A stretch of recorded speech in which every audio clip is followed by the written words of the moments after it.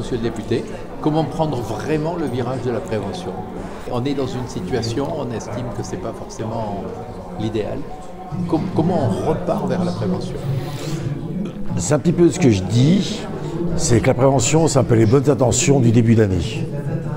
Après, effectivement, il faut que ça aille au-delà de l'intention. Effectivement, depuis plusieurs années, on a ce terme de prévention, mais il faut aller au-delà de la prévention, au-delà de l'intention, et en faisant effectivement, en créant une politique industrielle, on a su produire du soin.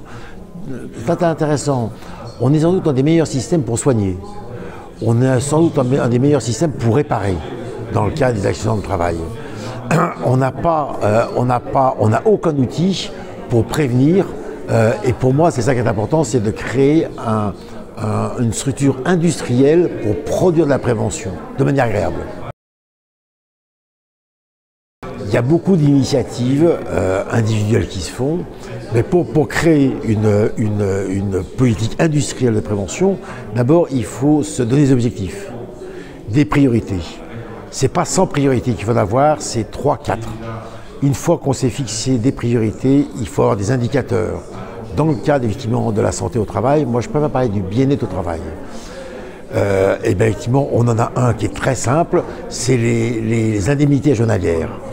Donc une fois qu'on a des objectifs, des priorités, des indicateurs, ce qu'il faut c'est mettre à disposition des entreprises des outils et surtout des outils qui ont été évalués. Actuellement, il y a beaucoup de choses qui se font, mais peu de ces outils de manière pratique. On dit ce qu'il faut c'est la rendre pratique. Lorsqu'un chef d'entreprise dit grosso modo je veux faire quelque chose en faveur de la prévention, du bien-être de mes employés, et bien grosso modo qu'ils sachent quelles sont les priorités, quels sont les outils efficaces qui ont été évalués, quels sont les indicateurs qui permettront de voir effectivement que le bien-être des employés s'améliore.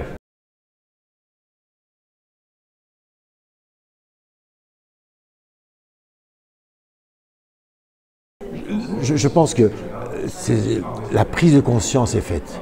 Maintenant, c'est pas tout de parler de la prise de conscience. Maintenant, effectivement, il faut. C'est très bien. Il y a une prise de conscience. Après, ce qu'il faut, c'est passer à l'acte. Et même pour passer à l'acte, il faut qu'ils soient outillés. Alors, c'est vrai qu'au niveau des managers, ils ne sont pas forcément formés.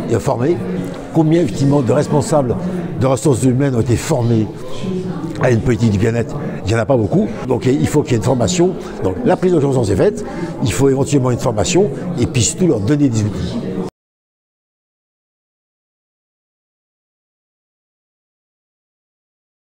Alors dans le terme vulgarisation, c'est le terme vulgaire, c'est vulgus. En latin, ça veut dire populaire.